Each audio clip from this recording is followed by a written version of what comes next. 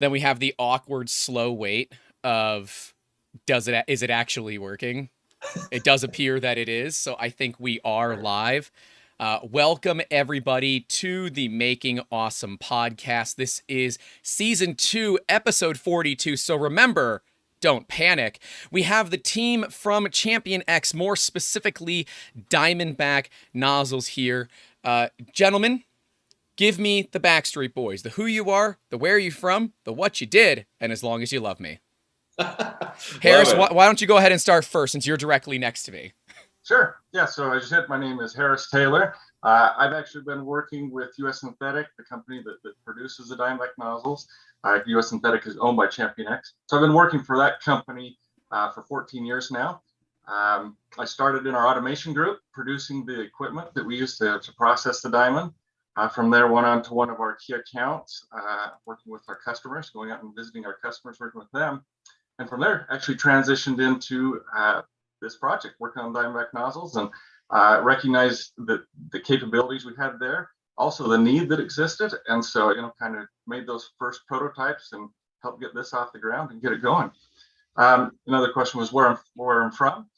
So I'm in Lehi, Utah. So that's just south of Salt Lake City in Utah. All of us on the call today are it's just south of Salt Lake City. Our company is based out of Orem, Utah. So that's where we're from. And I'll hand it off to Marc. Awesome. Well, I'm glad to be here. My name is Marc Modersitzki. I've been with US Synthetic for, ChampionX. ChampionX has only existed for 2 years. So it's tough for us to say, hey, we're from ChampionX. We've been with US Synthetic. US Synthetic was started 40 years ago, and most of us have been here for quite a while. I've been here for about 15 years. Harris is really modest because he is a little bit of the brains behind the DiamondBack nozzles. Our 3D printing lab we do a lot of fixturing in our 3D printing lab, and we kept running through nozzles, and so we're a diamond manufacturer. Why don't we start making diamond nozzles? So he was instrumental in that. But I've been with the company about 15 years. I work in the business development group. Love the company. We could talk all day, and we probably will, about diamond, but I mostly love the people I work with.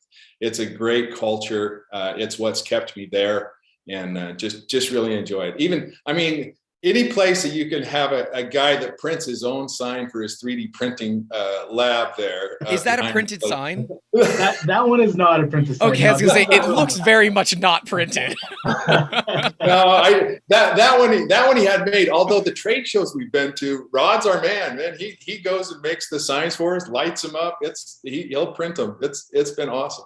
But happy to be here, Grant, and happy to get to know you. We're just new and getting to know you, and it's been fun to learn about this industry. We've really only been actively involved in commercializing the DiamondBack nozzle for what, guys, 8 months?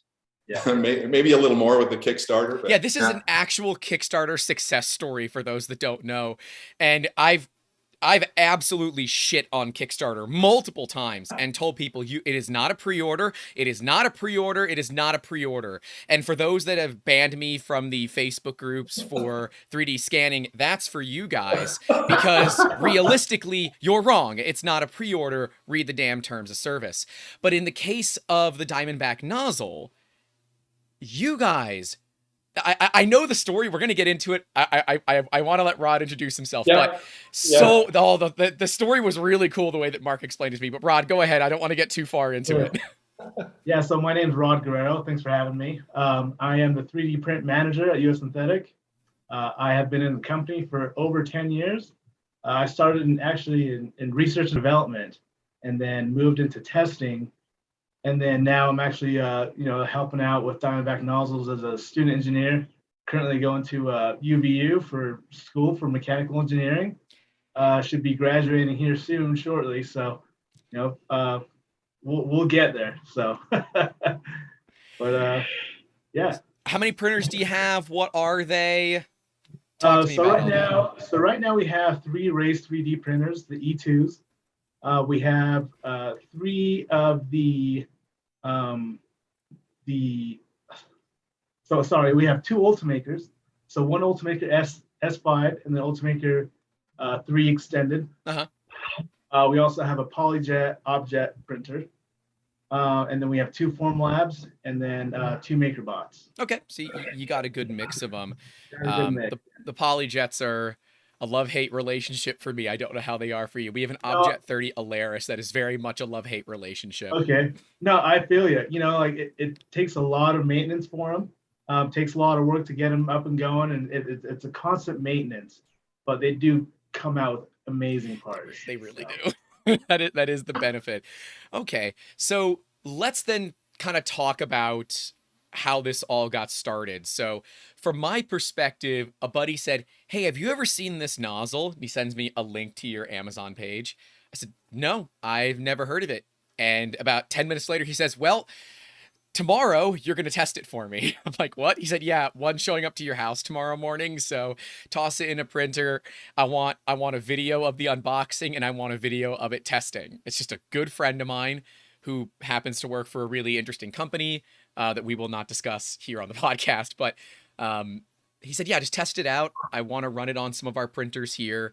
Let me know what you think." And yeah, it kind of blew my mind. I had seen some videos from other creators. The 3D Print General probably has one of the better ones because he got the kit with the ruby slab and the PCD slab. I just grabbed random crap that I had laying around to scratch with a diamond. So I grabbed an Ender 3 build plate to scratch it because then nothing of value was lost.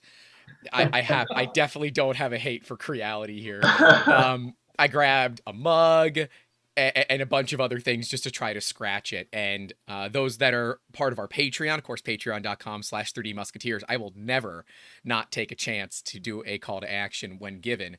We're able to actually watch the entire ASMR of me scratching stuff with the diamond nozzle.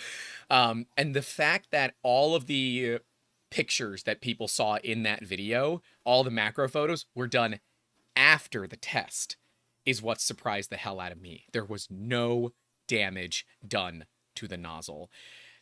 Cause like, I was not a believer. I thought this was absolute malarkey. And then I tried it. And now I'm a believer. Quite literally, it's on the printer behind me that's running white filaments, white PLA. But it's running white PLA, is design white. People know that I hate white PLA. It is design white. It's not pure white. That is running at 175 degrees centigrade at 100 millimeters a second, which is insane.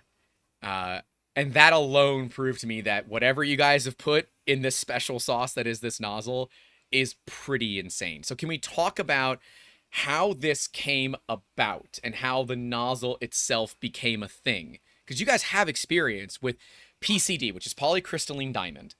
You have experience with this idea of making a nozzle out of it come up. Well, Yeah, Mark- I'll take the. Mark- Go ahead, Harris. Do you want to take the first crack? You want me to? Sure. I mean, I was just saying, Mark kind of alluded to it at the beginning, right? We had our internal print shop here, running printers, and we were going through nozzles.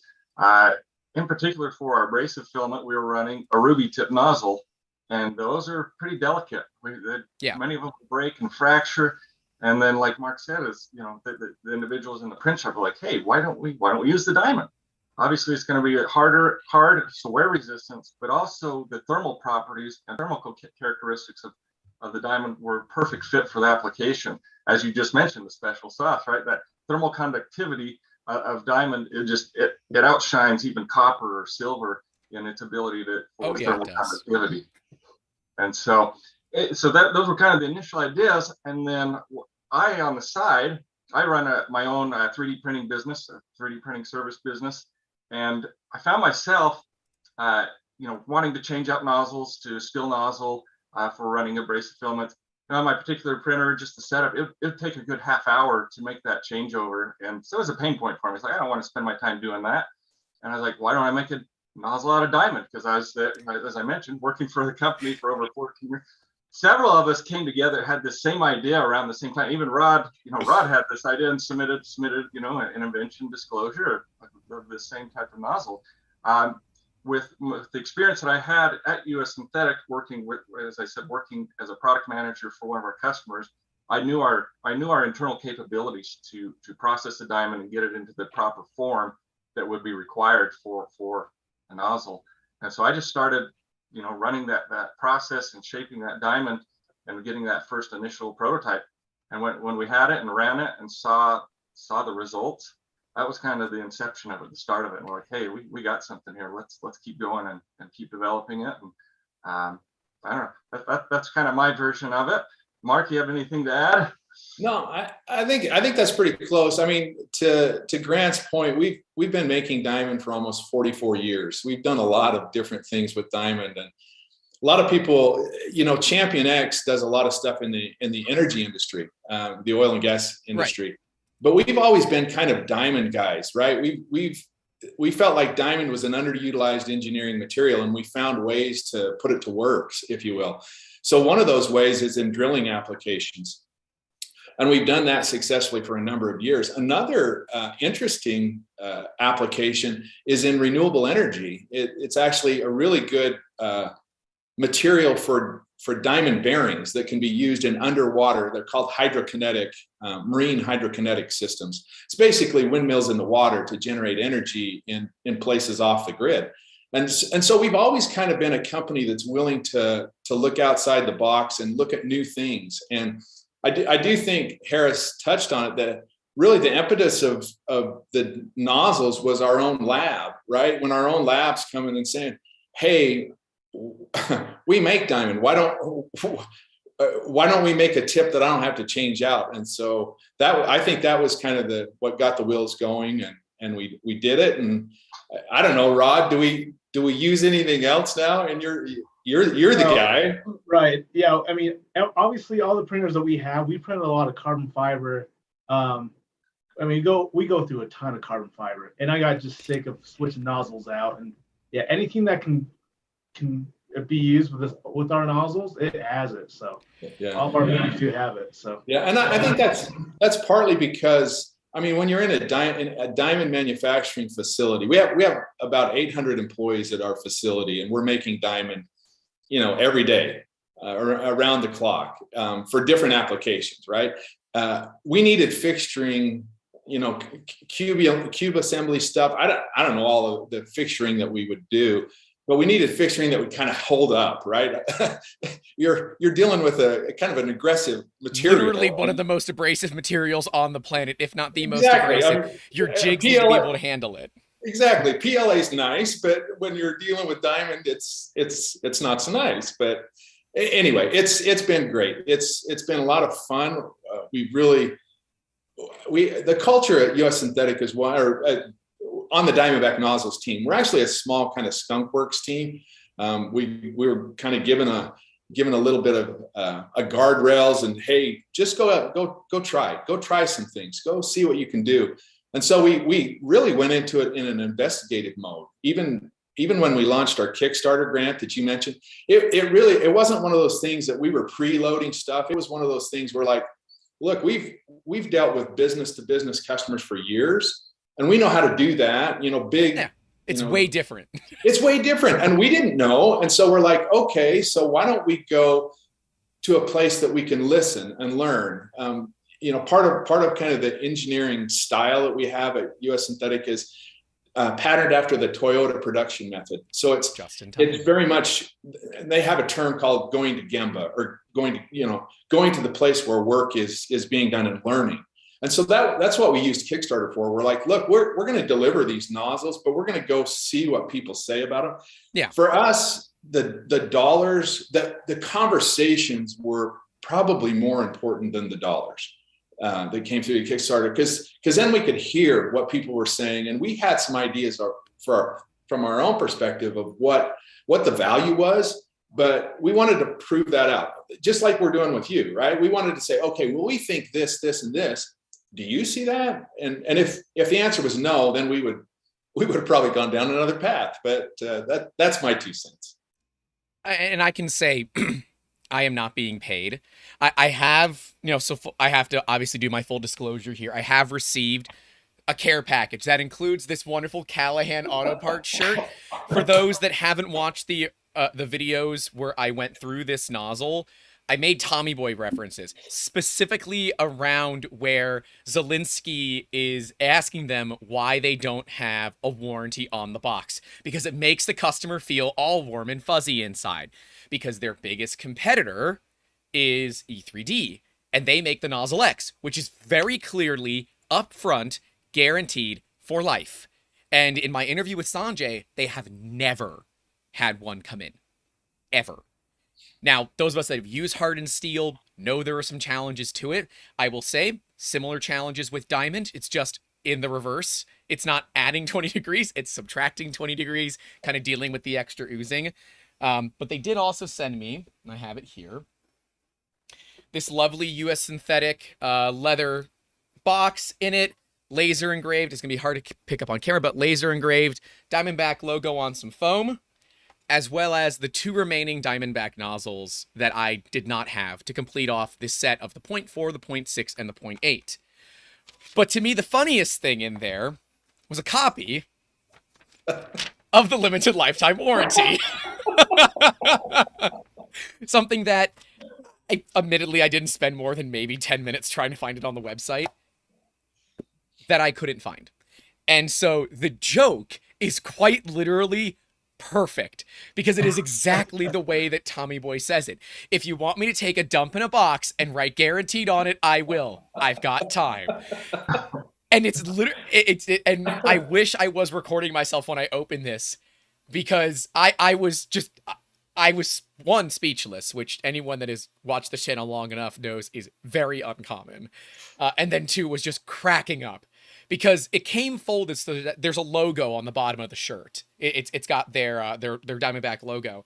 That was how it was folded to me. So I'm like, oh, okay, it's a Diamondback shirt, right? Okay, no big deal. I don't need to record this. It's a shirt. It's fine. I'll wear it eventually. And then I unfolded it, and it was a Callahan Auto shirt, and I lost it. Amber was home at the time, the better 3/4, and she's like, "Are you okay?" I said, "Yeah, no, this is way funnier." She saw it, she said, "Oh my God, they actually did watch the video." Yeah, they did. They actually watched the video. So thank you guys for that. I do appreciate it. And I do want to say, this is a part made in carbon fiber PETG from a Prusa Mark III's running a Diamondback nozzle, carbon fiber PETG at 220C as well. And I've got sample parts from Mark Forge. I'm going to send you guys some photos afterwards. Yeah, you're dead on. You're dead on with the quality of a Mark Forge printer. And I think I figured out why. The nozzles are so freaking flat, right where the tip is, right? Even on hardened nozzles over time, that kind of wears a little bit. That flatness gives you an ironing effect effectively. And I've never seen carbon fiber parts printed that nicely since I ran Mark Forge machines. So kudos to you guys. You definitely got that part of it right. But a question that I've always had is, how the actual hell is this stuff made? That's all. Well, first off, Grant, we're so happy that you enjoyed the shirt. We were a little nervous. We're like, you know what? I hope you enjoyed this, because we were laughing on the other side. Just so you know, we as a group, we were laughing when the Tommy Boy reference was outstanding. And there was a discussion of whether or not we were going to cut that. And I told my editor, under no circumstances are we allowed to cut Tommy Boy references. Those are always required. Absolutely. He's never seen the movie. And I told him, that is your next challenge. You must watch the movie. It's beautiful. That's right. So in our books, anything that's Tommy Boy or Caddyshack stays in the video, right? Yeah. But no, we can maybe show you some stuff on how we make the diamond. But I'd love to even talk to you a little bit about the flatness of the diamond. Sure. Not only is it flat, but Harris, do you want to talk a little bit about like the polishing and what that means from an ironing standpoint? Yeah, for sure. Yeah, if you look at the tip of the nozzle, it's a mere polish finish there. It's super flat, super smooth.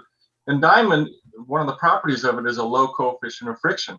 As Mark previously mentioned, we make bearings where we put diamond on diamond to make a bearing surface because of that low coefficient of friction.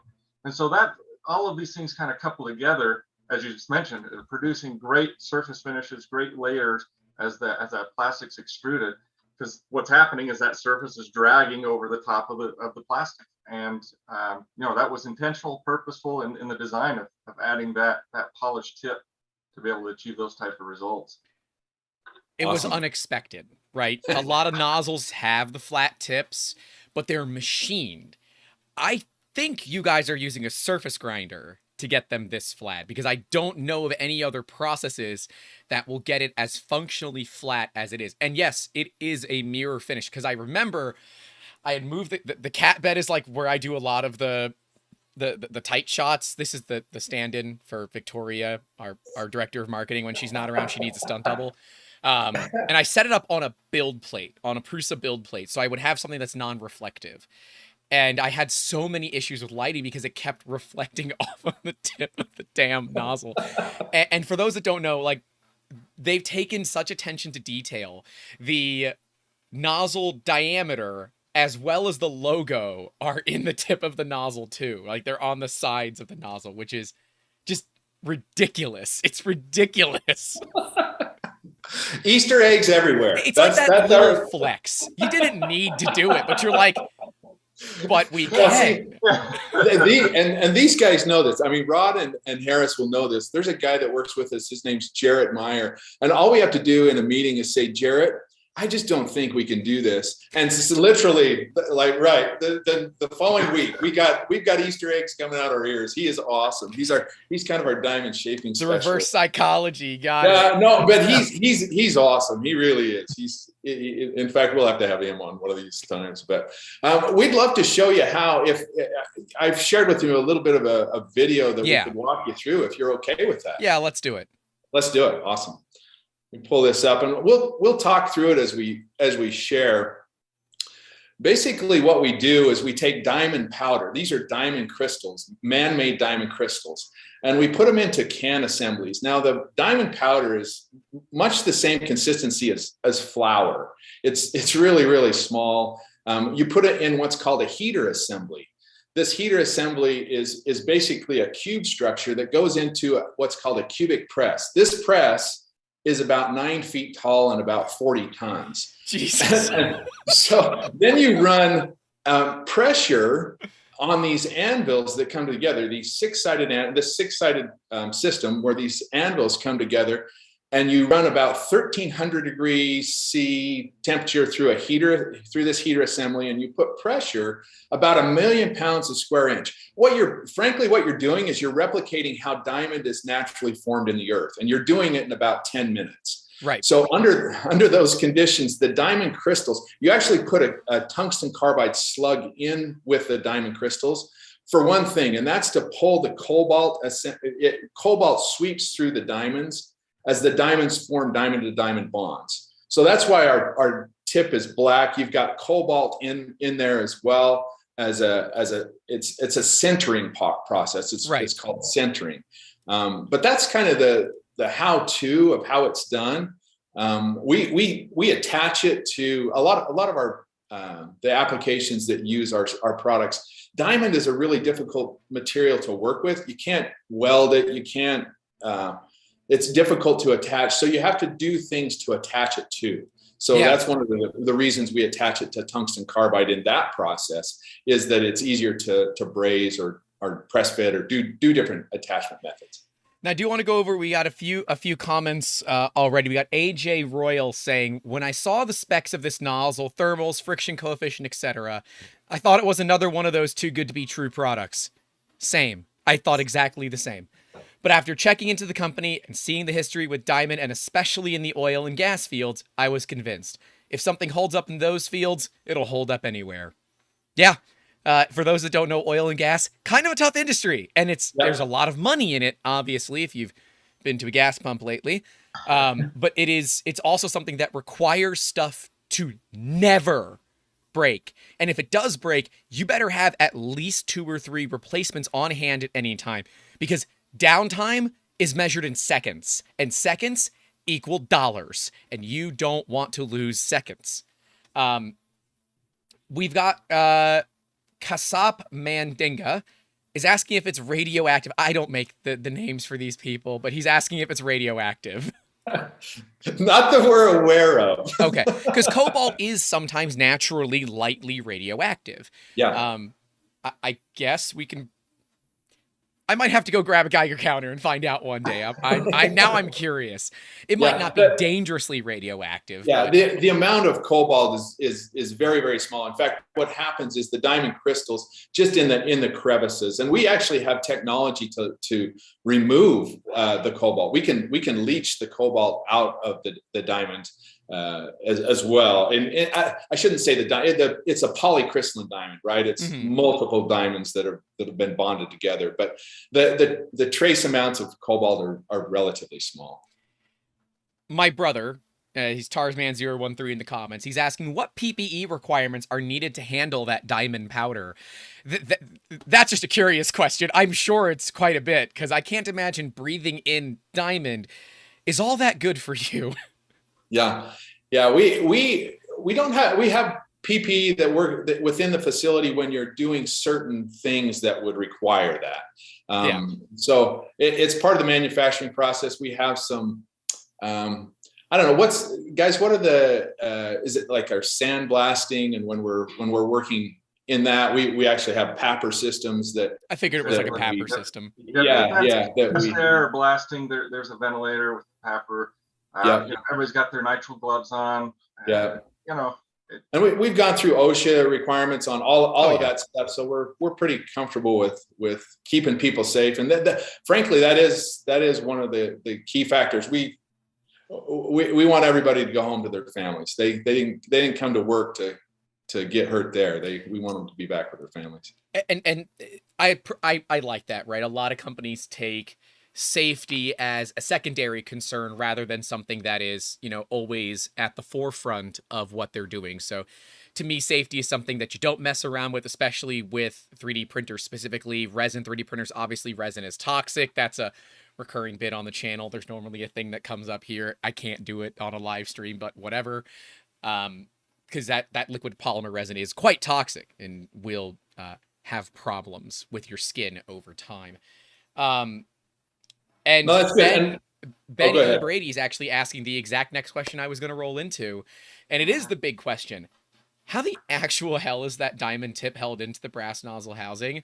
Because everybody knows it's not a common thing, but a few people have had it, and they've been very vocal about it, that the ruby nozzle, the Olsen Ruby, if you over tighten it, the ruby pops off. Now, again, that is warranted. Olsen will replace it, but, follow the directions. I torqued the crap out of this trying to see if that would happen. It doesn't. So how is it held in?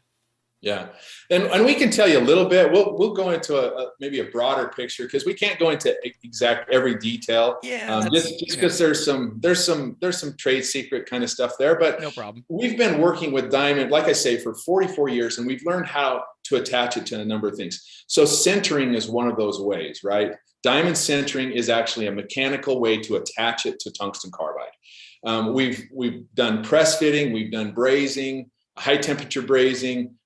We've done swaging, and within all of that, we're using our experience to attach it there. We don't anticipate you're going to be able to bust it off like you would the ruby. There's the sleeving that maybe you would see in a ruby nozzle. The sleeving of material you won't get with ours the same. Right.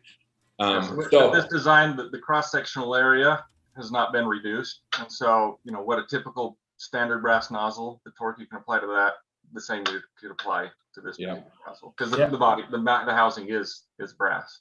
Yeah. And I'd like to add too, we've done some tests to we're compressing the ruby nozzle to see how much pound we can apply to the nozzle, and it was very, very low, right? And then that ruby just comes off.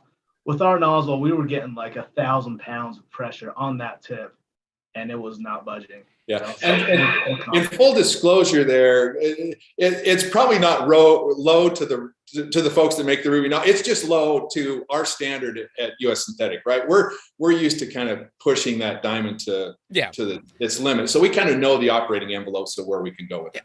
I will say I've used Olsen Rubies. I think they're phenomenal nozzles. I think they're well worth the price.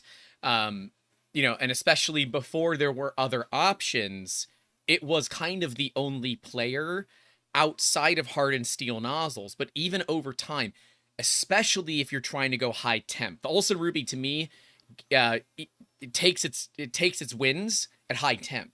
Above 300C, you start annealing hardened steel, so it stops being so hard anymore. So when you want to do something like a carbon fiber filled Ultem, you know, because you hate yourself apparently, you have to use a ruby nozzle because nothing else out there will last. You will literally turn a hardened steel nozzle into a regular steel nozzle over the course of a few different prints. And you guys recently did a video about 6 or 7 months ago. I'm going to put it in the chat for all of our viewers, where you took a grinding wheel to nozzles. And I'm pissed because I didn't see that video until after we did both of our videos on it, because yeah, you were not kind to any of the processes, even your own. And I've got it if you want to see it. If you want to put it up.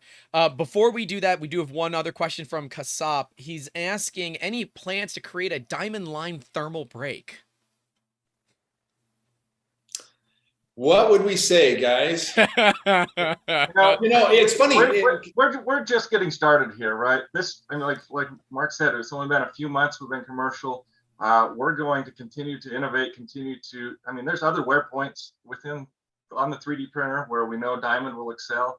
So I'm not going to say no. I'm not going to say we got immediate plans, but we will. Other wear points. I know what some of those might be. No, seriously. We love that. And I will say this, in listening to customer feedback, and Grant, you and I have talked a little bit about this. Like, our next step is maybe looking at a volcano compatible nozzle. We've heard a lot of interest in that.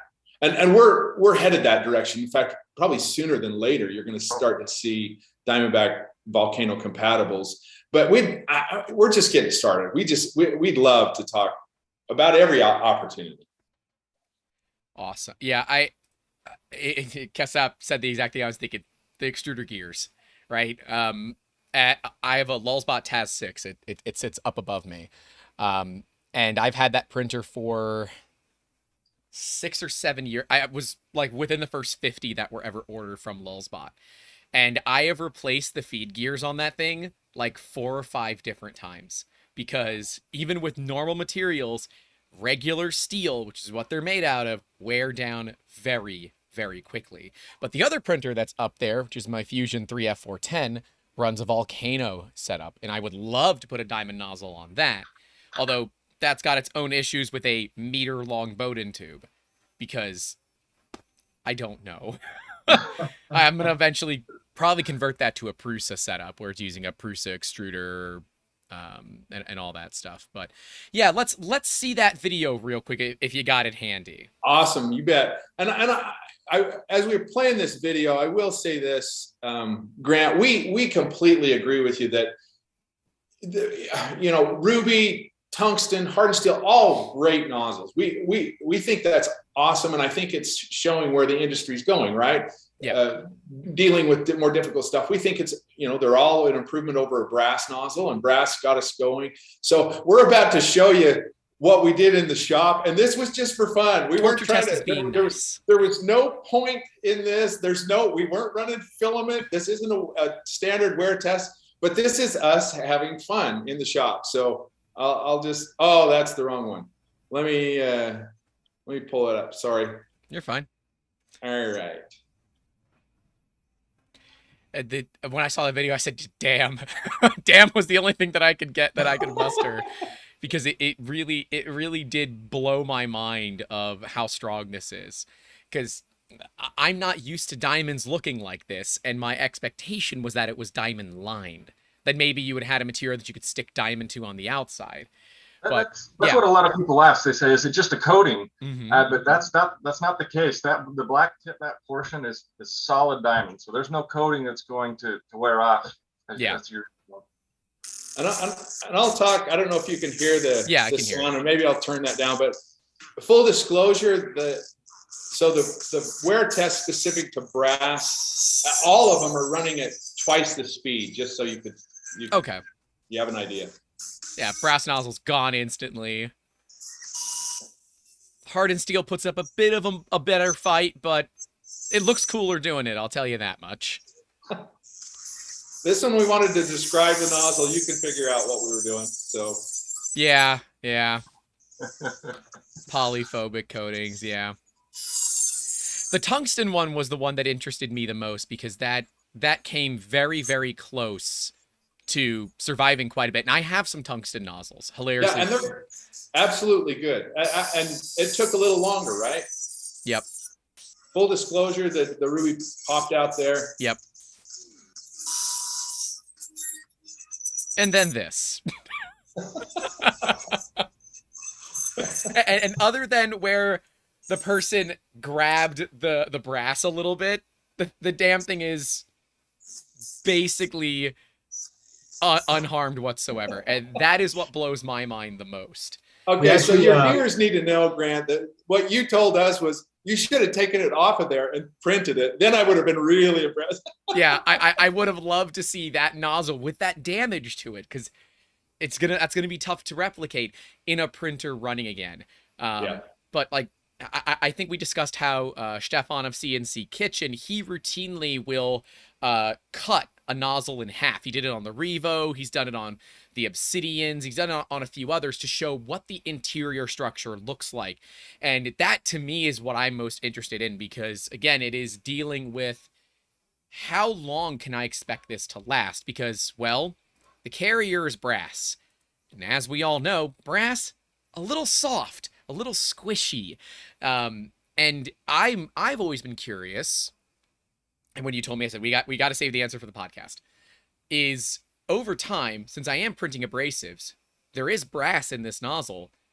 Aren't I going to wear out the brass parts of the nozzle first before I wear out the diamond? And what does that look like? Yeah, great question. Really good question. And one we've heard from even those on Kickstarter and some of our customers.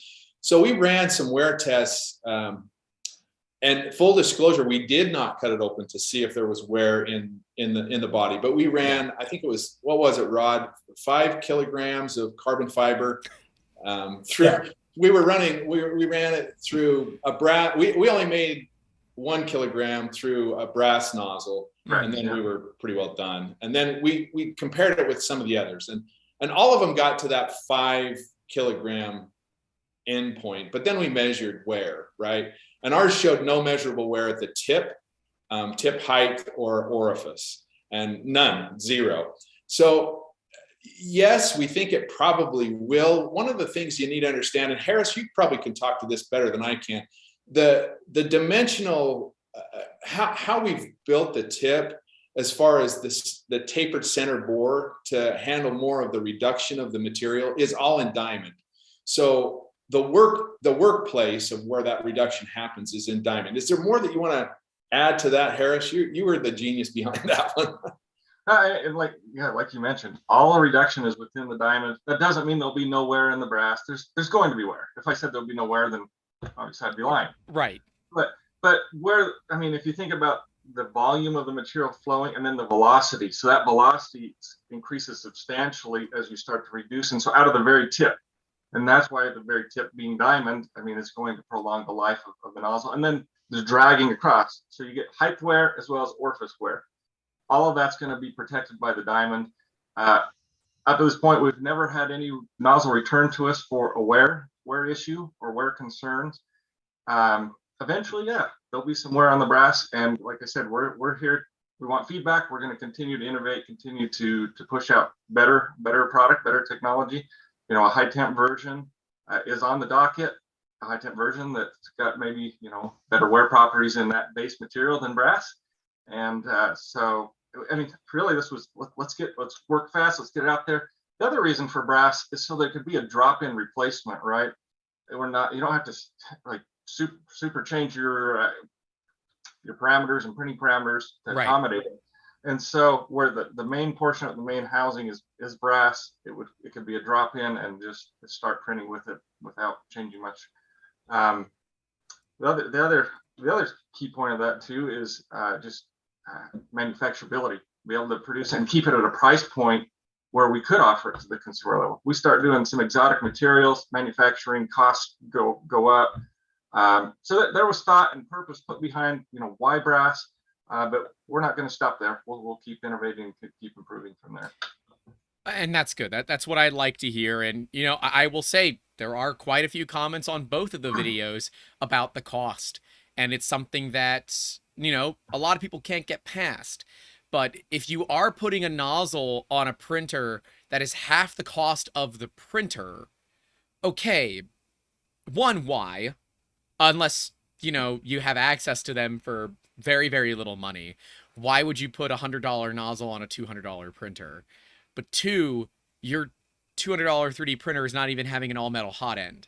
So you're literally throwing away the nozzle because you're not going to get the value out of it that you would get. Now, that's not to say don't buy it. If you want to buy it, go spend your money, go ahead. But the value is going to be found on machines that are well-defined in how they operate, that they're running all-metal hot ends, preferably a V6 or something at least with an M6 thread. I want to try it on like a Mosquito or a Mosquito Magnum from Slice Engineering course, former guest, Dan, over at Slice. And then I also want to try another former podcast. It's funny how I find all these companies that I like to talk to. Virtual Foundry. They make metal filament. And traditionally, even hardened steel nozzles get damaged pretty quickly with metal bared filament, because those metal particles do beat up other metals, right? And they have a tungsten filament. And I want to try it. We've actually tested one of their filaments, the copper filled one, just to try it out. And, you know, like, obviously it's copper, it's a little softer, but yeah, you could run that you could actually run that through a brass nozzle and be okay technically. Yeah, we're still doing a lot of testing. But yeah, I mean, there's a whole lot of lists that we're trying to get through just to see if it's going to wear out, right? Hey, you know what? When you have access to make the nozzles in-house, it's always fun to play the R&D game. That's right. Ben E. Brady is asking, what is the feasibility of a complete and full PCD nozzle? Oh, that's a great question. Really a great question. we would love that. We would love that. So one of the challenges that you'll have with Diamond is the challenge you really already touched on, Grant, right? The price.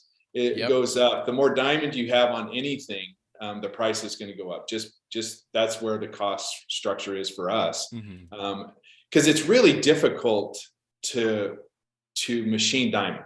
I can imagine.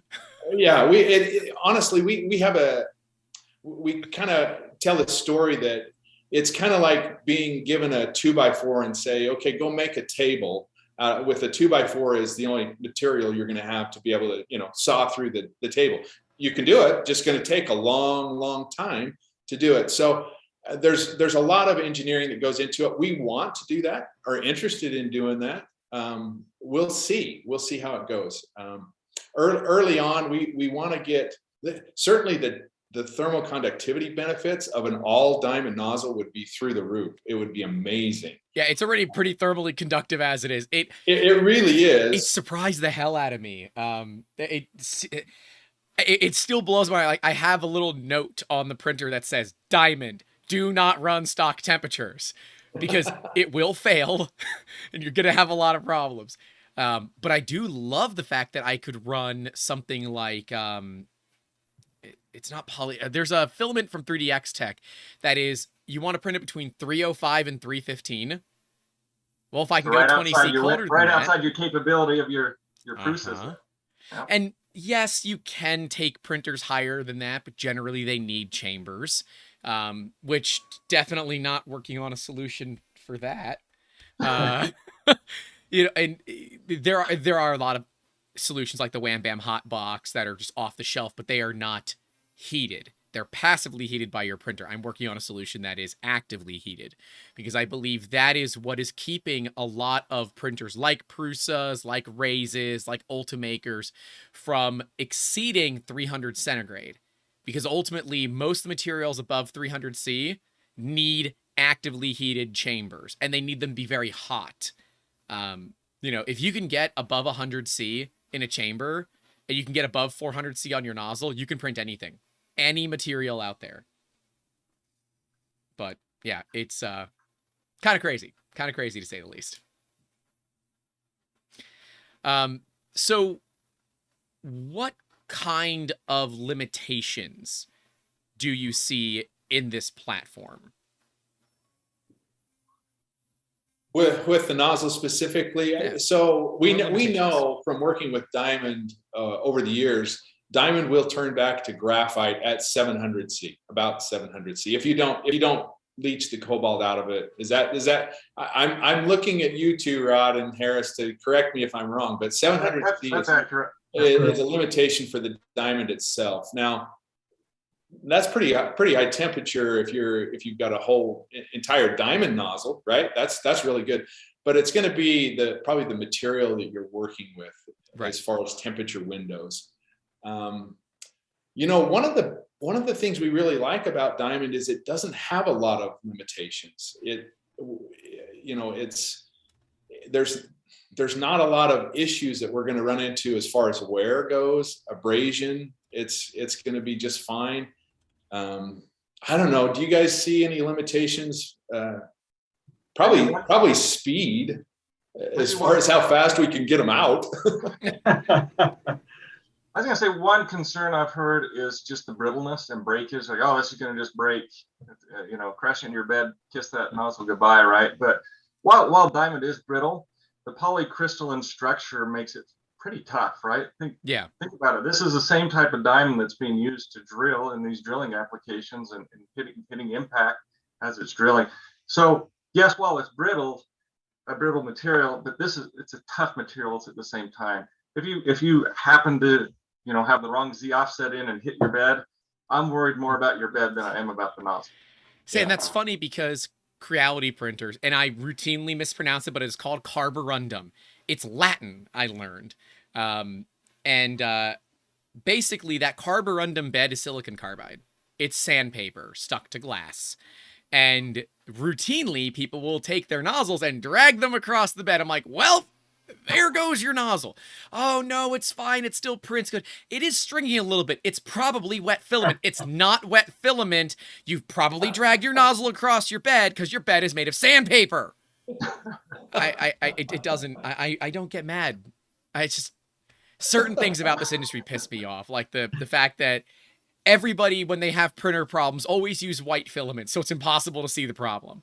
They blame wet filament for the fact they don't know how to, calibrate retraction. And I'll tell you, when I was running all my temp towers for the diamond nozzle, I posted photos of it, and the first thing that I got back was, "Oh, you have wet filament." No, I don't. My temps are too high. But you're running PETG. It's stringing at 230. Yes, that's correct. My temps are too high. Yep. Yeah. Grant, it's funny. We've actually discussed even this week about putting in a little insert into our Diamondback box that just highlights that you need a lower temperatures. There's a few things. Even we could talk about retraction, right?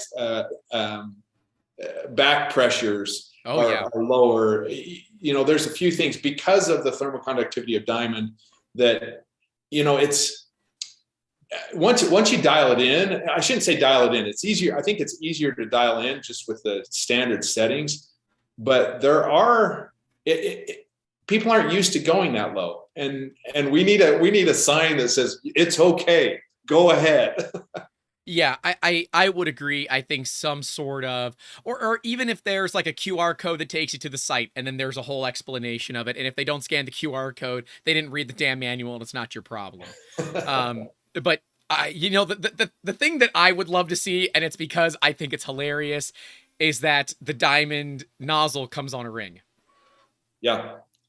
Because if Amber was not out of town at the time that I filmed those two videos, we would have done a bit where I was going to propose to her, and inside of the box was going to be a ring with the nozzle on it.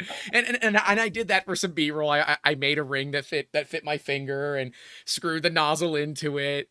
I just think that would be funny. And I do like the packaging, right? And even the packaging is nice. It's this, for those that don't know, it's aluminum and then a laser engraved, is it glass? I don't know if this is glass. It's glass, yep. Yep, it's glass. So it's a laser engraved glass. And for those that have ever laser engraved glass, that's a pain in the ass. Or they might be cheating and using a what's the term? Like a shot blasting system in a vinyl sticker. But the nozzle, the case is able to hold quite a few nozzles. So you're able not just to store spare DiamondBack nozzles, you can store the nozzles you take off of your printers. And hilariously, that's pretty damn valuable on its own. That's awesome. We're glad you like it. We figured that, you know, once you put a DiamondBack on, you don't have to mess with the other nozzles. You can just lay them around and put them in that little box. That'll be great. It is true. I don't find myself wondering, should I put a different nozzle on this printer? Other than see, this is what I would love to see come out of you guys. But I don't know if you can legally. See, this gets back into our talk about IP. CHT nozzles. So in here, I'll see if the camera can focus to it, is a nozzle for a 1.75 millimeter printer that has an orifice of 1.8. But because there are effectively knives in there that split the filament into 3 pieces, you can get more thermal mass into it, and you can actually extrude 1.75 millimeter filament out of a 1.8 millimeter diameter nozzle. This is the Bondtech CHT. They are working on a hardened steel version because, oh my gosh, everyone wants those. Because even the 0.4, and where's my 0.4? This is the 0.4. And this is Filament Story sent these over when they saw the video about your nozzles. They wanted me to test these. She's a friend, former podcast guest. But the thing with the CHT nozzles is it basically doubles your flow. You can run your same temps, but you're able to run faster because it's splitting up the filament more surface area that's contacting the heat. So having something like that where you would be able to print faster, I think is pretty valuable. But I do already believe, correct me if I'm wrong, that these nozzles do have higher flow characteristics than stock. Is that accurate? That's true. Yep. Yeah. Have you tested how much higher? We haven't put data to that up to this point. I mean, probably in your testing, you've seen it. It's a combination of the geometry, the actual internal geometry of the nozzle, and then again, material properties of the diamond. You know, I know we keep hitting on thermal conductivity. One thing to think about is right at the tip. That's right where the material's coming out, and it's the furthest point from your heater. And so you got energy being drawn out on a standard nozzle, and so your tip gets colder. But with that diamond, it's easy to replenish that energy, keep the tip at temperature, and so you can maintain the higher flow rates, higher speeds as well. You know, we talked about dropping temperature. One thing to keep in mind is, well, maybe you don't drop your temperature and you up your speed. Now there's going to be some limitations of the physical system, the mechanics of the printer. Can it accommodate those higher speeds? But that is an alternative too, is upping that essentially flow rate and speed of the printer to can accommodate it. Makes sense. Normally, if you're able to lower your temps, that means you can run faster at the same temps you were running at, but you just have to run a little bit extra retraction. And yeah, I know that we're touching a lot on the thermal conductivity, but I happen to believe that is one of the game changers about it. Yeah, it's diamond. Love that. Love the fact that it's basically never going to wear out. But the fact that you can run your materials colder, to me, from a business standpoint, is way more valuable. 1, it heats up my room less. 2, it means that I can get better consistency, and I'm actually thoroughly heating the polymers. Something that I found out when printing polycarbonate with the nozzle is that it warps considerably less. Literally put polycarbonate in the Prusa right next to it. Moved the SD card. Literally the same SD card. I had massive problems. Of course, I upped the temperature manually, but I had massive problems because it was warping basically instantly. And all the printers are set. I know how to set my bed levels. We're fine. But I found that maybe it's because we're better heating that material all the way through that the polycarbonate was printing more effectively. Don't know. These are all things that I would love to see. And AJ Royal in the comments is saying it would be neat to see a thermal imaging of the DiamondBack nozzle tip versus brass, steel, ruby, and see how fast it heats up and what temp it stays while printing. That'd be really cool. I'm just not certain FLIR has a camera pinpoint accurate enough to do that kind of thing. And other than somehow like gluing a thermistor to the side of it, I'm not exactly certain there's an easy way to measure that. Do you guys think there might be?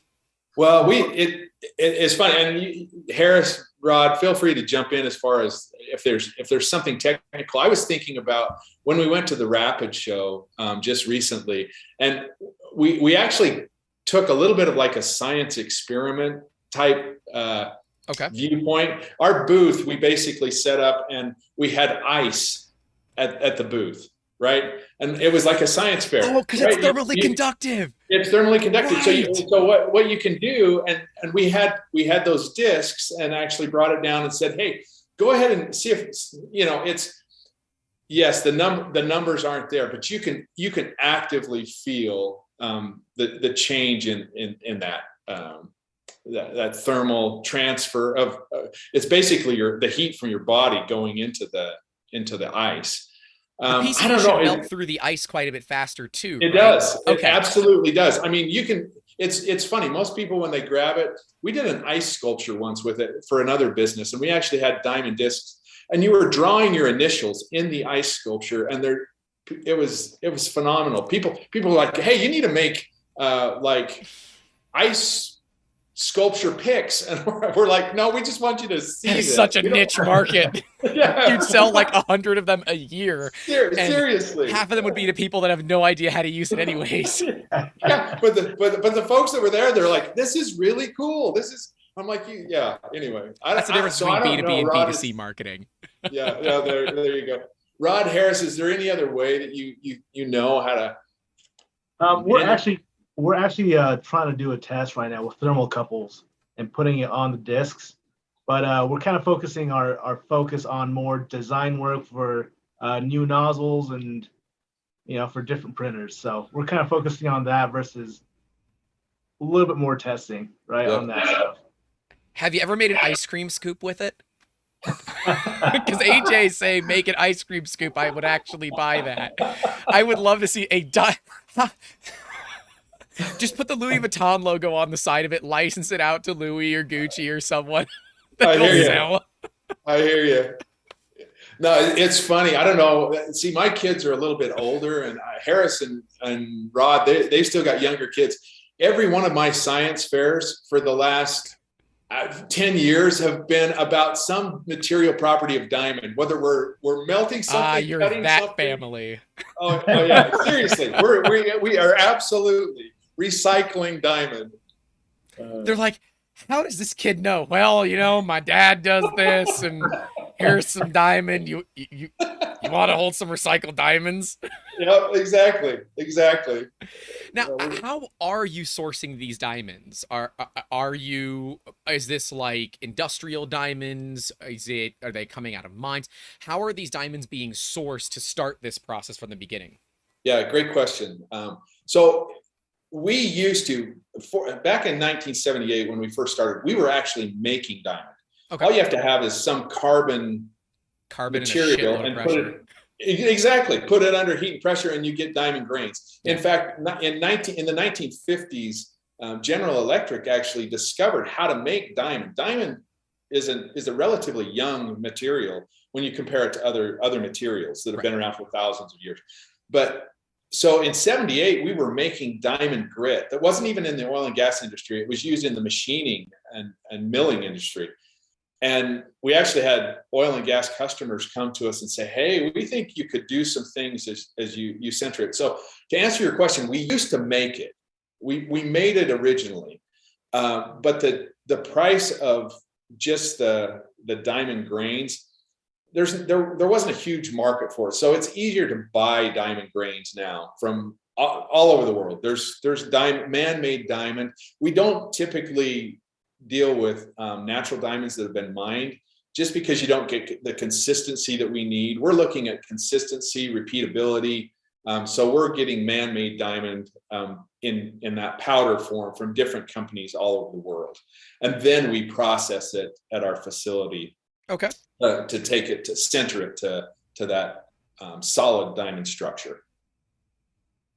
Makes sense. And then I'd add on top of that, Mark, now you have the diamond, every other component in this nozzle is produced in Utah and produced here. So the brass and then the assembly portion of it happens at our same facility here. So that's pretty cool. Like that. For those that don't know, vertical integration is the new favorite, term, because supply chain just pisses everybody off these days. And Prusa is obviously famous for doing it in the 3D printing industry, where they have brought in their own lines to produce circuit boards, because that is a massive problem. To see that you guys are also vertically integrating that process, one, allows you to control your quality. Two, it lets you control your cost. Yeah. But three, it means that you, unless your raw materials is difficult to come by, you basically control every aspect of the process, enabling quality control second to none. It's why we buy Prusas. It's why I really like these nozzles. I'm going to be curious, because I'm going to put it up to the test. Specifically, once the volcanoes come out, I'm going to put a volcano on our Fusion 3. We print a lot of carbon fiber nylon, a lot. And I have burned through my fair share of E3D hardened steel nozzles. That printer is under warranty for another 3 months. Once that warranty's up, we're going to have some fun with it. But they warranty even nozzle clogs and nozzle wear for 2 years. So I've burned through 3 separate regular hardened steel nozzles, not the Nozzle X's, but the regular hardened steel nozzles over the years, just because we print like 3 or 4 kilos of carbon fiber nylon a month on those machines. And it's something that I would like to see more beneficial, because I agree with Harris. It is a very complicated process to change out nozzles on machines like this. So slice machines, those are one-handed. Of course, the E3D Revo, that's one-handed, but the Revo is protected under patents. That would be cool. I can happy to get you guys in contact with E3D, have those connections I'm happy to make for you, to see a Revo Diamond Edition where it's got a diamond nozzle. But that whole nozzle system is quite complicated. Yeah. But just seeing what's possible out there, to me, this breathes more life into the V6, which is a 5-year-old, 6-year-old platform at this point. So your global sustainability is the fact that you're even building the diamonds in-house. Is that correct? Yep.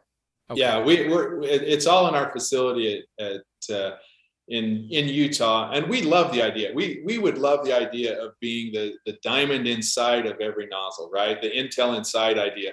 Yeah. So yeah, and we've got engineering teams to be able to do that. So we'll see how the market goes as we introduce this, but so far it's been really, really fun. And it's super exciting to learn about a new type of industry. We are bullish on the 3D printing additive manufacturing industry. We think that the future is super bright. And I agree with you. It's a lot of times people talk about the price of our nozzles, and we agree, right? If you're just starting out, that may be a big step. It's way too expensive for first timers. But everybody's going to, hey, where is the market going? What's next? Where are we going? And we think we can play in that, right? As we look at different filaments. And so, yeah, we're hopefully in it for the long haul as we introduce this, and appreciate you helping us introduce it. Yeah, any way that we can assist here, 3D Musketeers, I'm more than happy to help. And, we'll film videos for it. And then when we can publicly talk about it, we release some. That's always fun. Because I was asked, huh? Oh, sorry. Mark just hit on price one more time there. I wanted to share this with you. Is we actually got a promo code running for this podcast. Oh. So that promo code is 10 Musketeers. So the 10's for 10% off. Okay. So 10 Musketeers if you go to Amazon and use that promo. All caps? Yep. Okay. And it will go live. It will go live in an hour, and it will go through the end of the month. Okay. Yeah. So we put something together here for the I appreciate it. Get it together, yeah. We could do 10 Musketeers or 10 Tommy Boy, whatever works for you. It's actually my birthday today. Maybe we're celebrating my birthday. So I didn't know this was on your birthday. Good Lord, we could have scheduled it for another day. No way. I thought, how would I want to celebrate my birthday? Oh, I want to talk to Grant on a podcast. Absolutely. Oh gosh. All right. So once the podcast ends, through the end of the month. Yep. Awesome. Well, I know some people that are gonna be picking up some, so that's that's pretty awesome. Thank you guys for that. And you know, pricing is a tough one, but I think it's okay, right? It makes sense. You can't compete price-wise with the hardened steel nozzle. It doesn't make sense. This is a premium product and deserves a premium price. Yeah. In my opinion. Yeah, you know, Grant, let me share just a quick story if you don't mind. So in some of our other industries, we have this diamond bearing technology. And we had some customers coming to us that had chemical mixers, and they were losing their foot bearing every 120 days. It was actually destroying it. Whoa. And they said, okay, well, let's put a diamond bearing in. Well, the diamond bearing has lasted for 9 years. Well, if we're the same price as the foot bearing that lasted for 120 days, you know, it just doesn't make sense, right? That total cost of ownership, and we're still discovering. We don't have stories about our nozzle running for 10 years because we've only had it going. We've only made it for a year and a half. So, you know, we've got to prove that out. That's why we can't make those claims yet. Right. But in other industries, we absolutely can.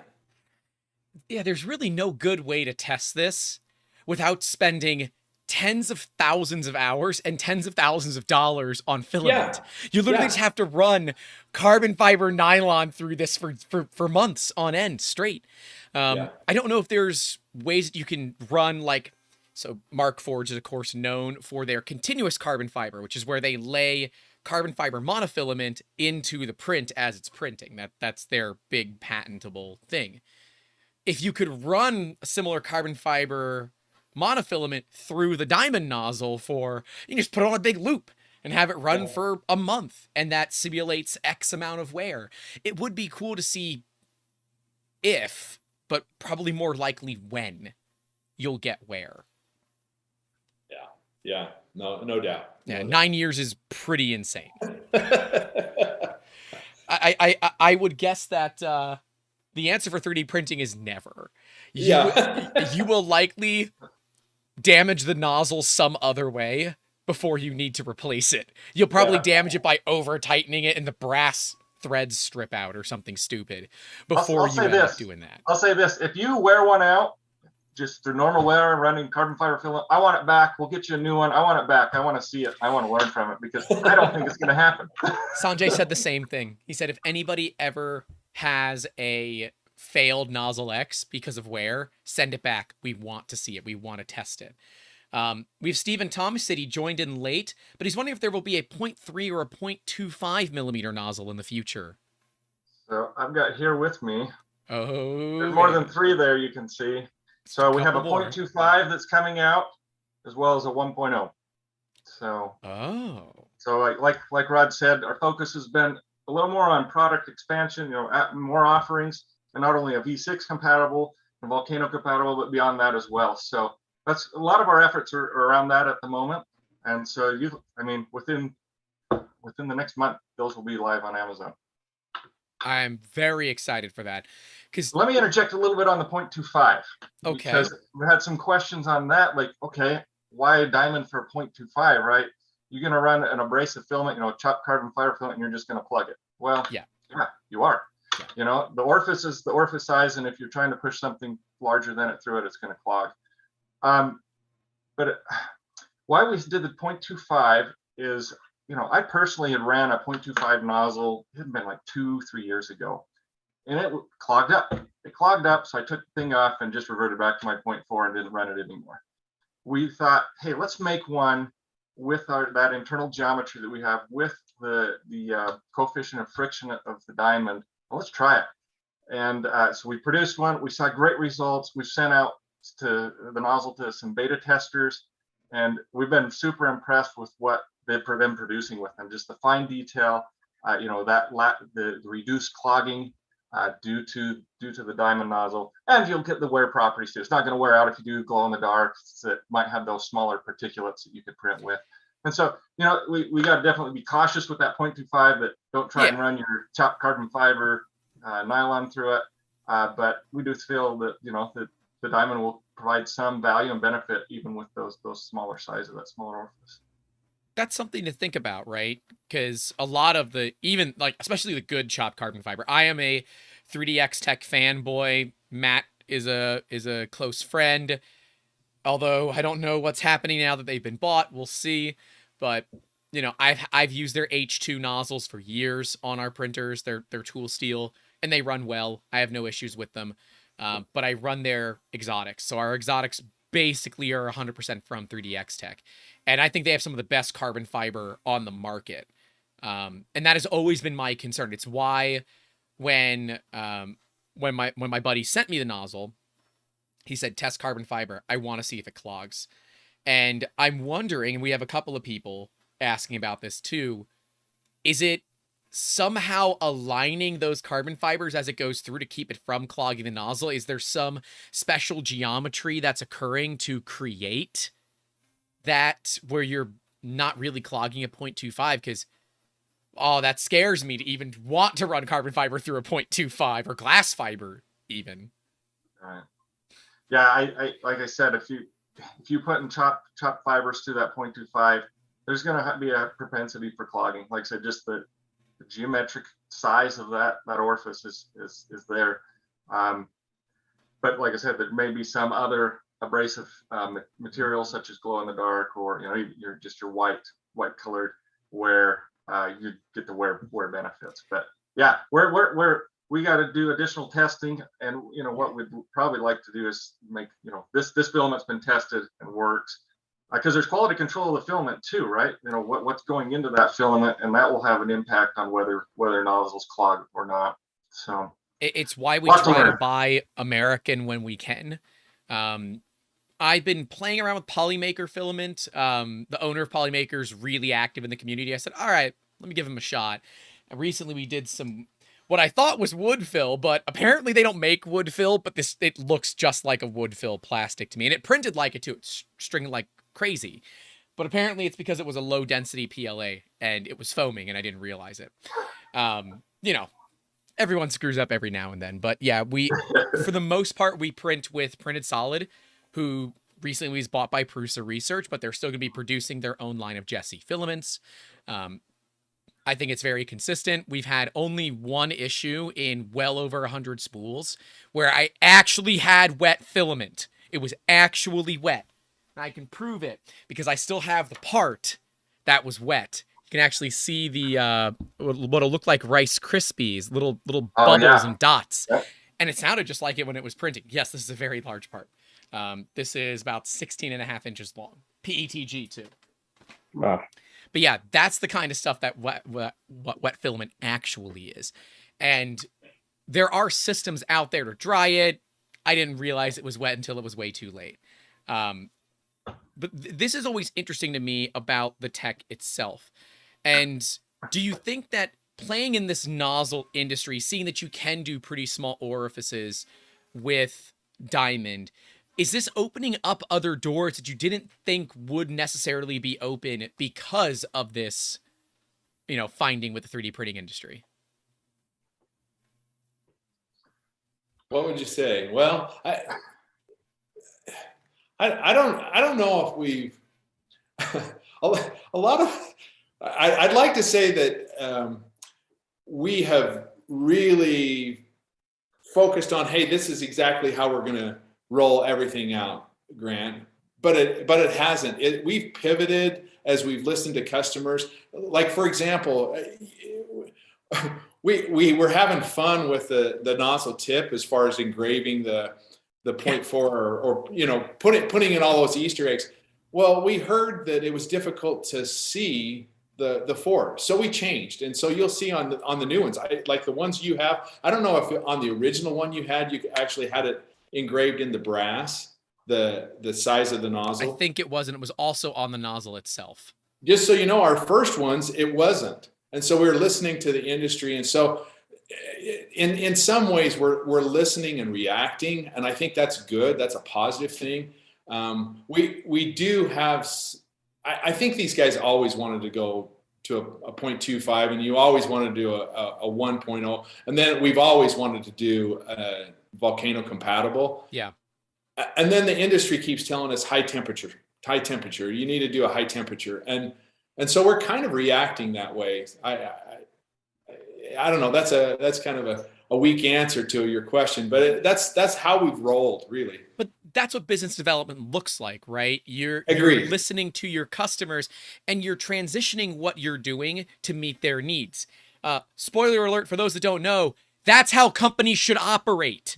Ones that say you adapt to us or you go buy from somebody else are companies you don't hear about. Caveat, Apple is one of them. Apple says, don't like the new iPhone? Don't buy it. We don't give a damn. There'll be 15 of you to replace you. It's fine. Yeah. I would love to see, crazy stuff printed or made with PCD.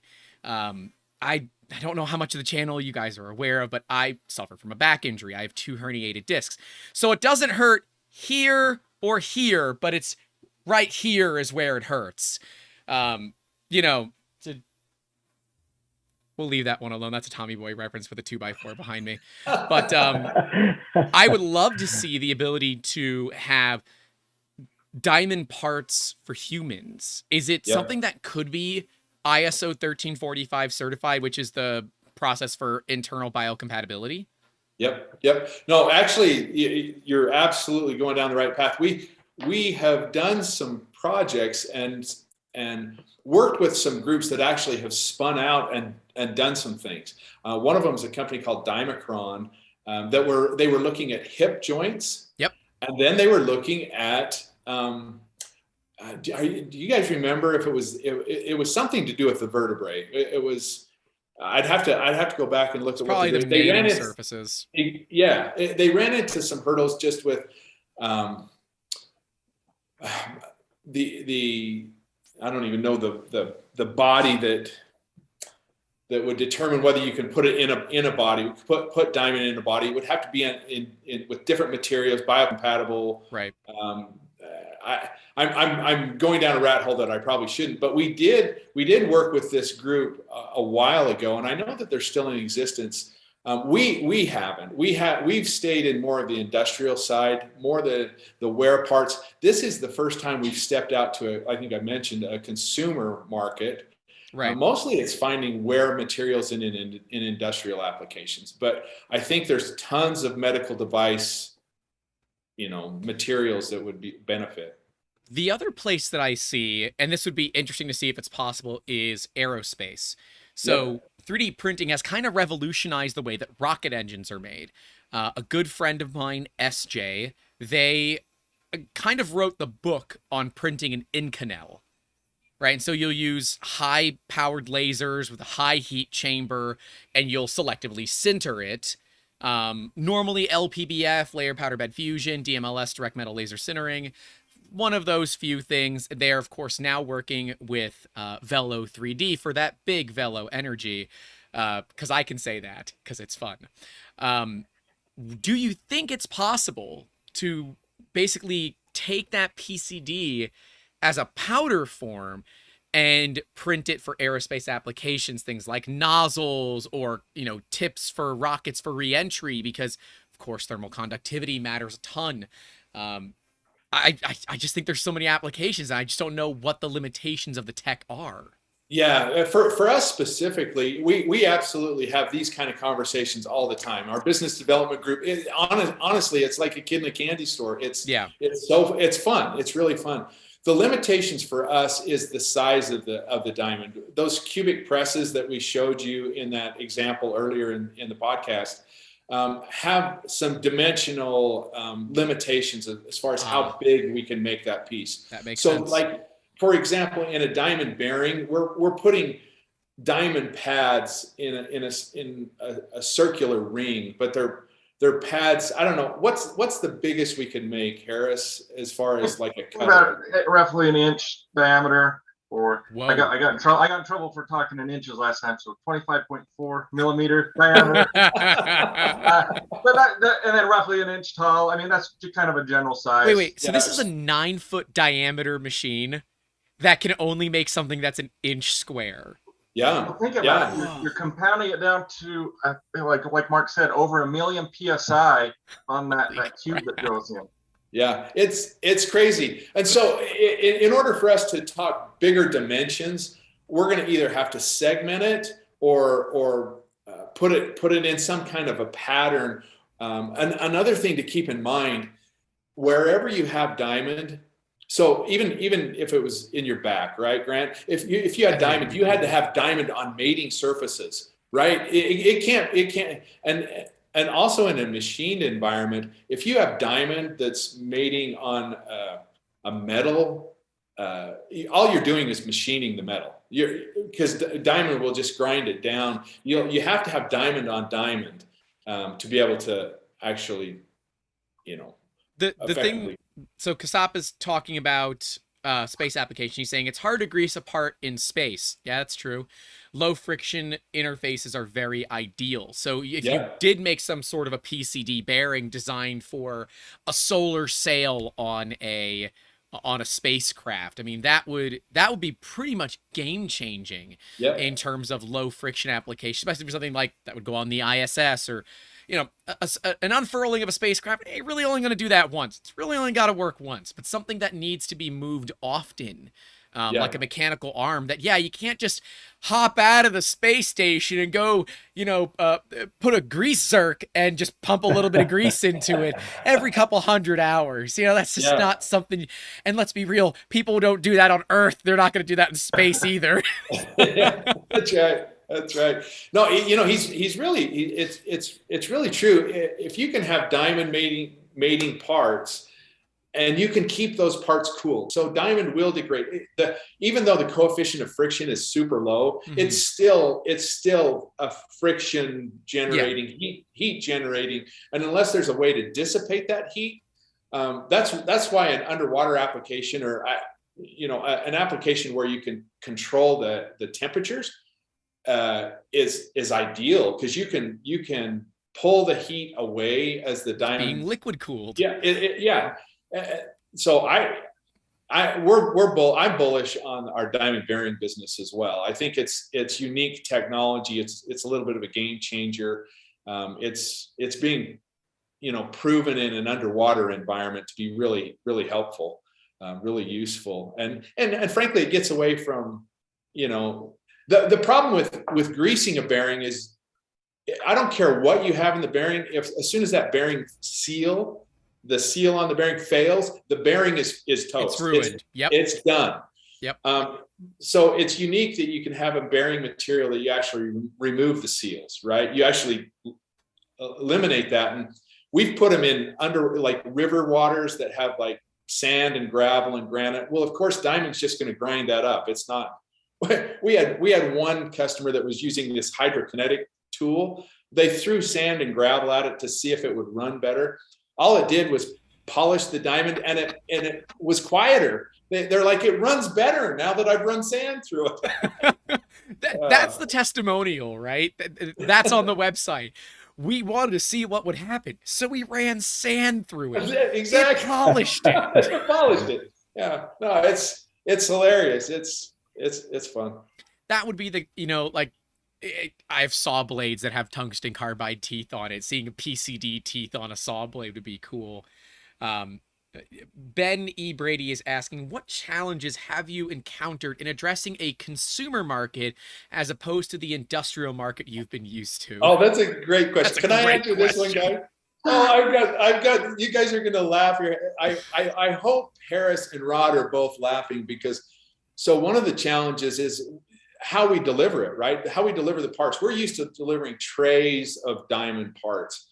Well, this one, it's in a box, and we thought, oh, we're really good with supply chain as far as, so we're really good at supply chain issues as far as getting the right material at the right time and getting it to customers. And we were perfect at that.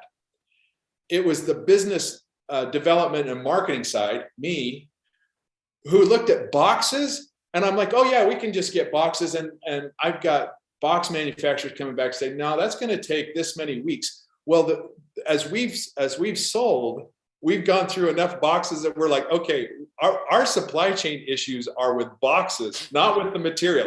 Who would have ever thought that? And so we overcame that in some places by making our own boxes.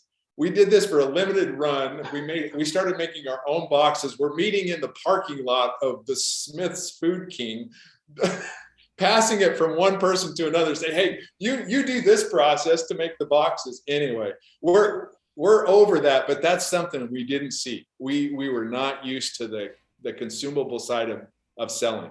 Should you decide you're looking for a new box manufacturer, we do a lot of work for a local manufacturer that does a lot of plastic. They do food packaging. So I'm happy to connect you should you guys want to do that. They do all the packaging.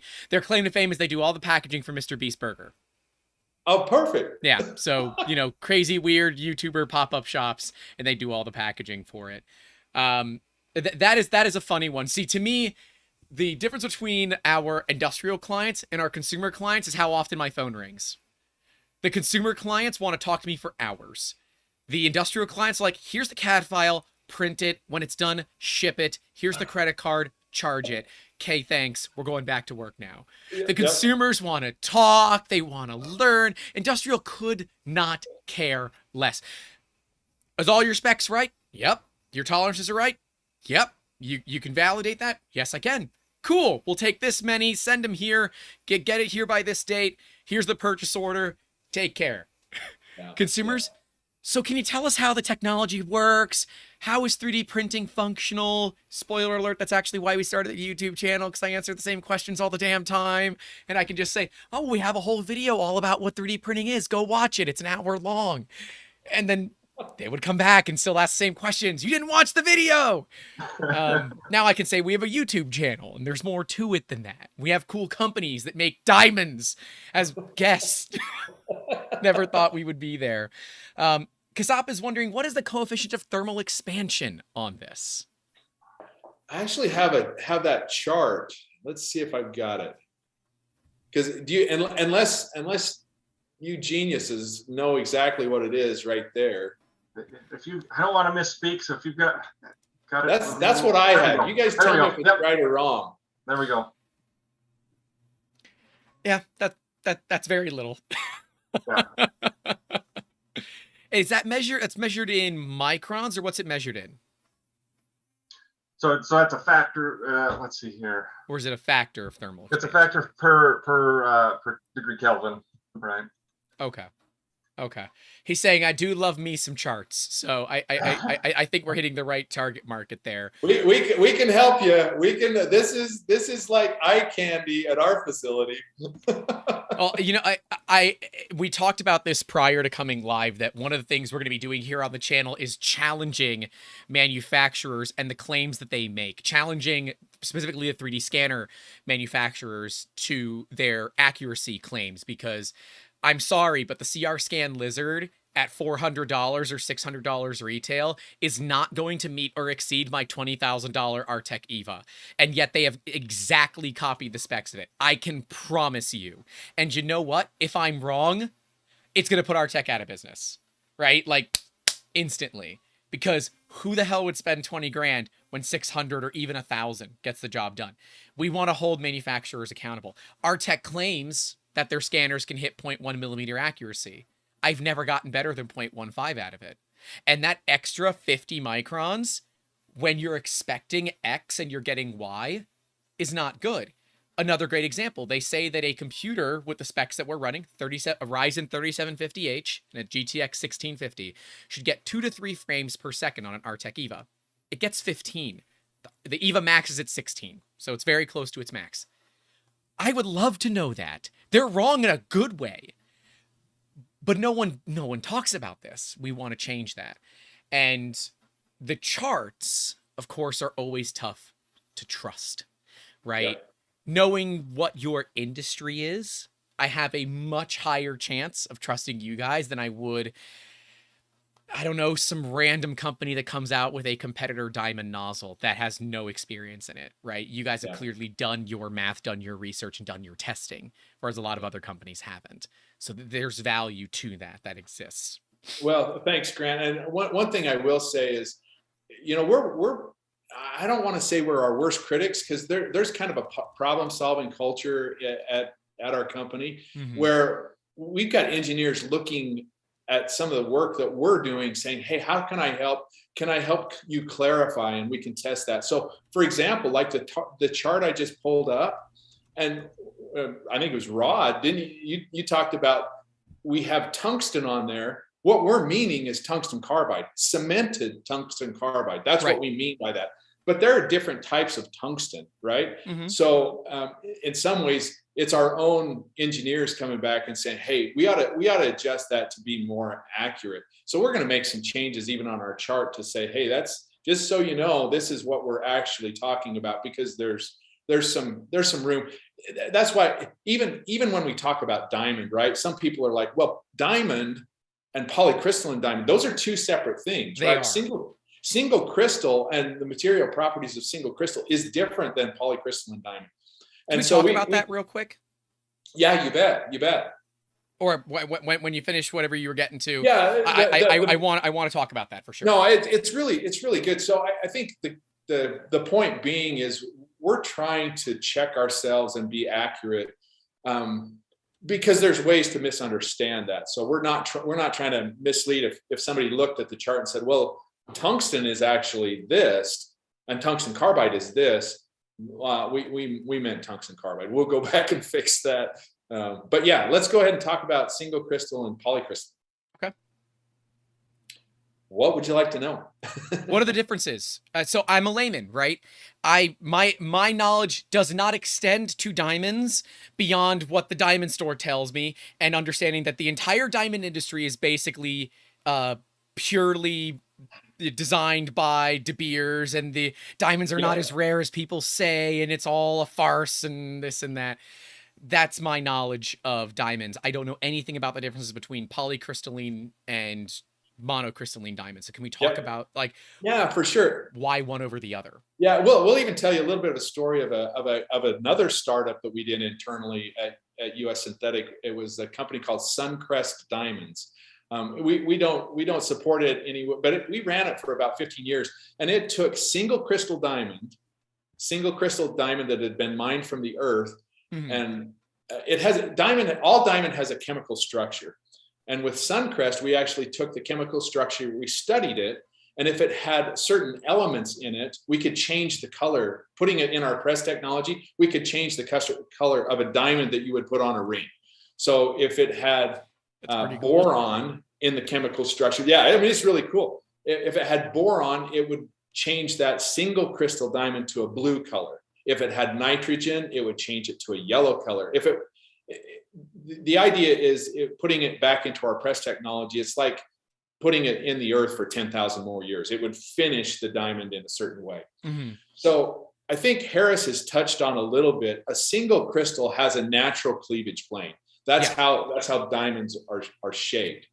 Polycrystalline doesn't have a natural cleavage plane. It's randomly oriented crystals that if you hit it on a cleavage plane, it may break off a crystal, but it's not going to change the structure. So polycrystalline is going to be tougher than a single crystal. Okay.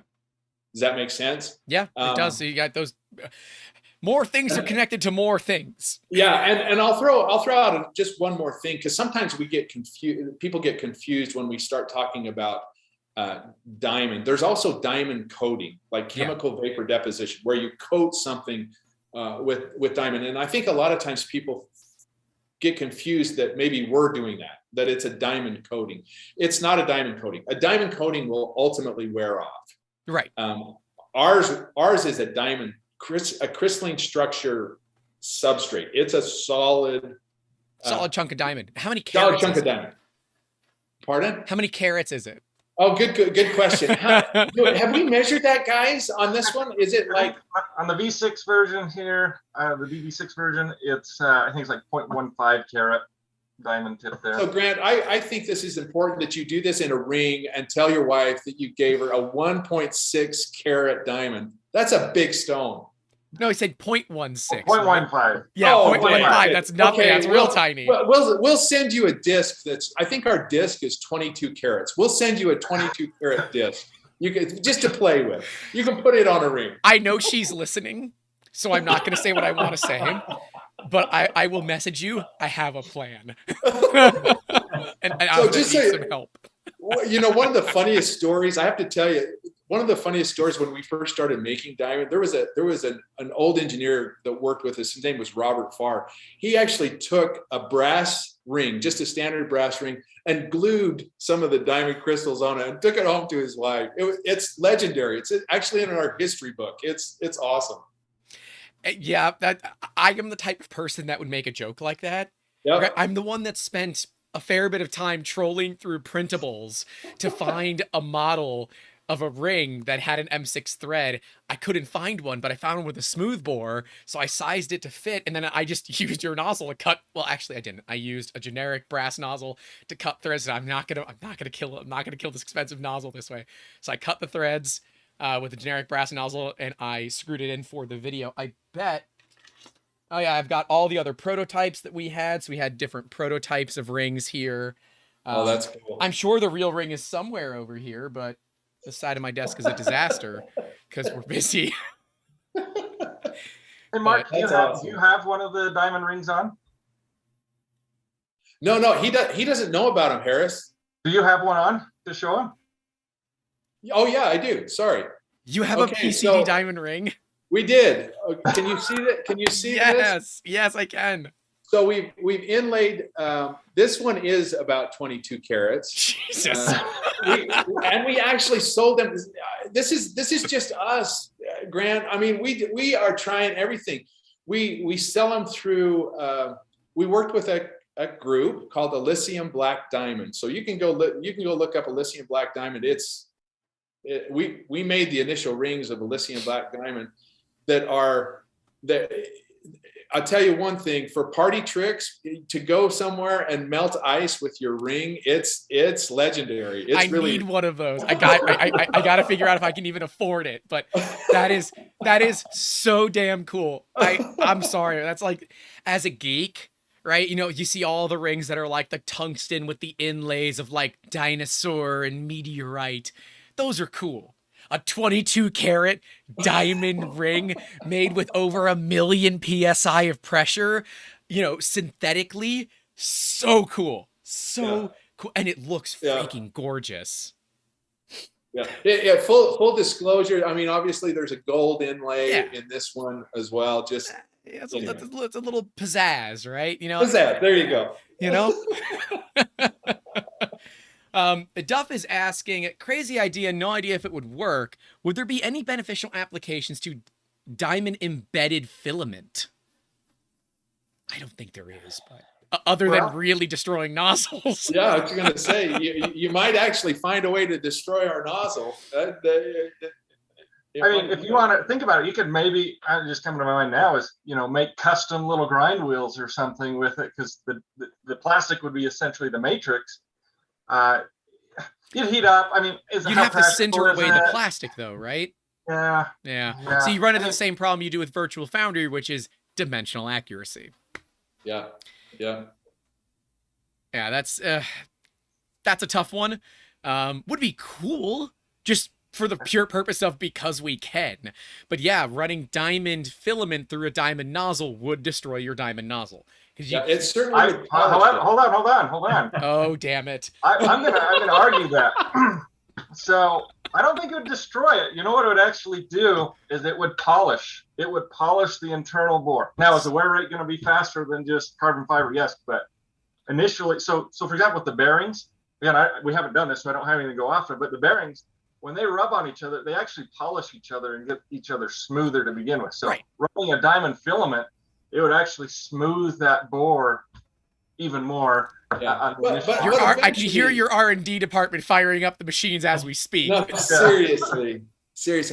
But wouldn't it, Harris? Wouldn't it eventually it would wear it out? Because like even in our drilling applications, if you run it across abrasive environments for long enough, you'll start to have a wear flat, won't you? Where's going to happen, right? Where's going to happen? But that initial usage of it, it would polish it, right? It probably polish that internal geometry, the internal bore of the nozzle. Duff makes a good point. We got to try it. Duff makes a phenomenal point. it's probably going to destroy the extruder gears before it actually gets enough to destroy the nozzle. That's true. That's true. Yep. And don't give Rod another filament he needs to buy, because I'm telling you right now, the guys he's trying to get out of the group that he's in. It's only going to require a couple $100,000 of equipment. I'm sure it's fine to test out some harebrained idea from a random tiny YouTuber's podcast. Yeah. You know. It's all for science. It's all for science. Yeah. Exactly. There you the go, art of Rod. F around and find out, but we're going to write it down in the process. Oh, God, that would just be amazing.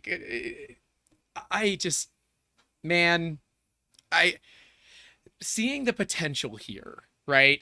I see we even have like a 2A thing. Could you make firearm barrels out of it? Yeah, you probably could. You could do a lot of things with it, but is it worth the price? Yeah, the price is really going to be a limiter, and also the dimensional size, right? You got to go back to that and say, okay, well, it's not like you have a single big piece now that you machine down.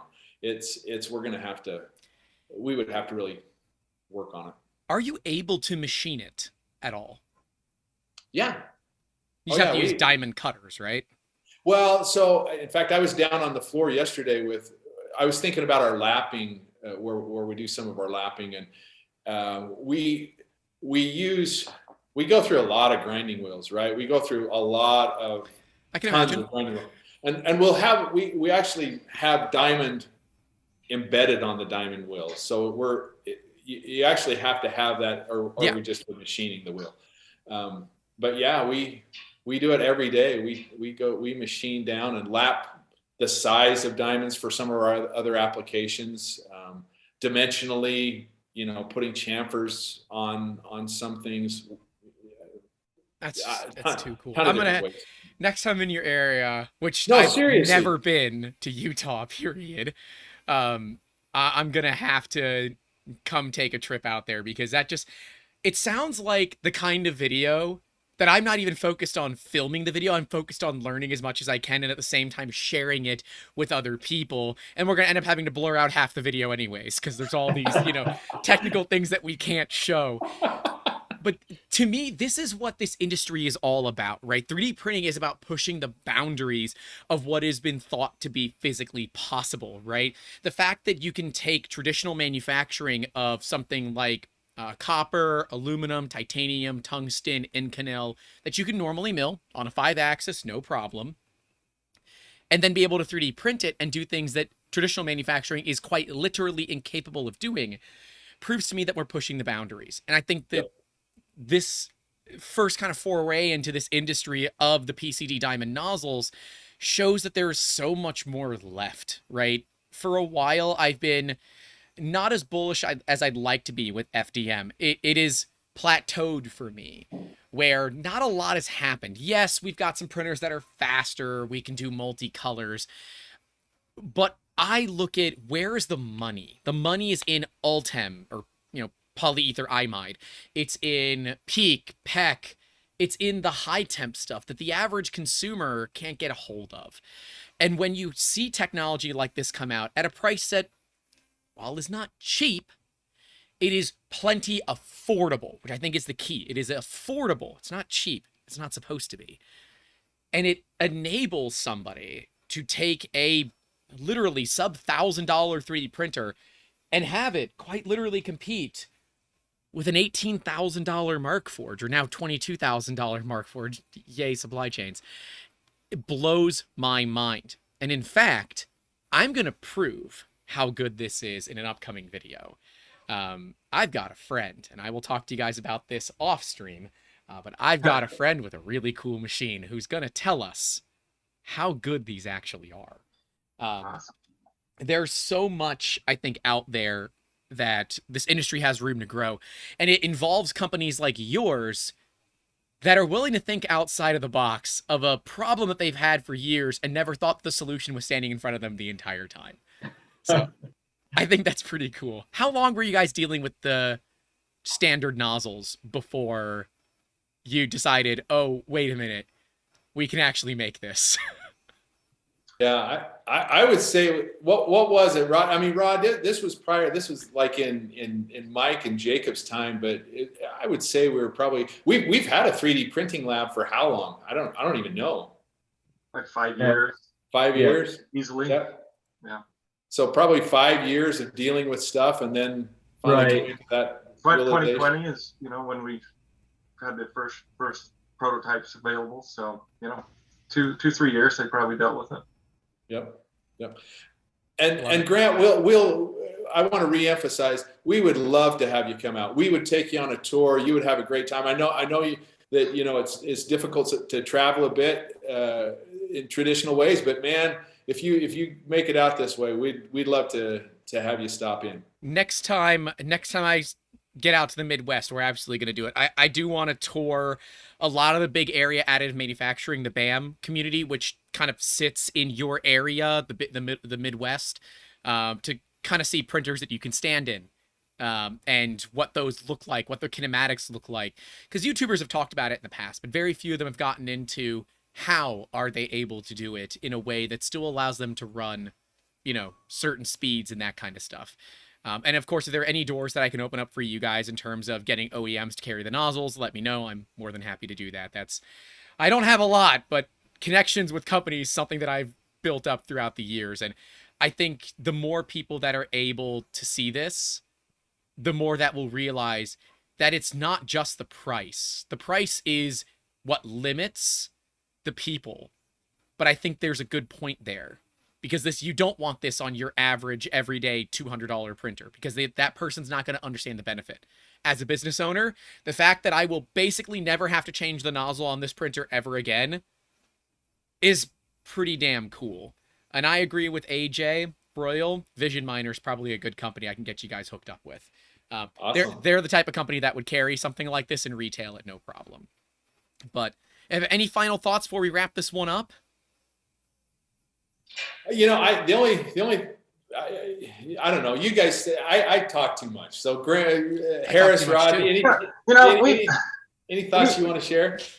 Well, one thought's just coming to my mind is, we want the product to speak for itself. I mean, we can sit and talk all day, but go look at the reviews on Amazon.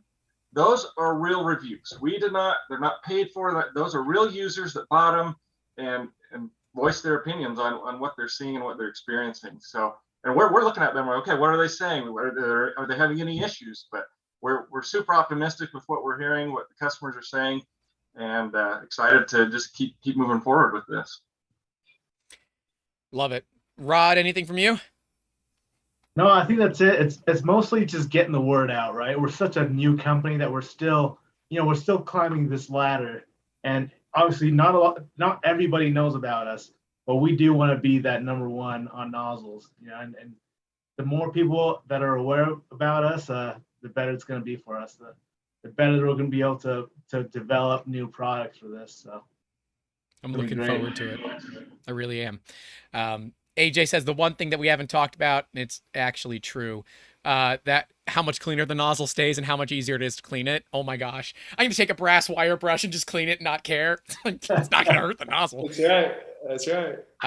And Kasap, I'll talk to you about what he does. I know who he is. He wants to talk to you about what he does as well. So I'll connect you guys. Awesome. But yeah, this has been the Making Awesome Podcast Season 2, Episode 42, the Don't Panic Edition, because it's a Hitchhiker's Guide to the Galaxy reference. Okay, we've made a bunch of really geeky references throughout the entire thing.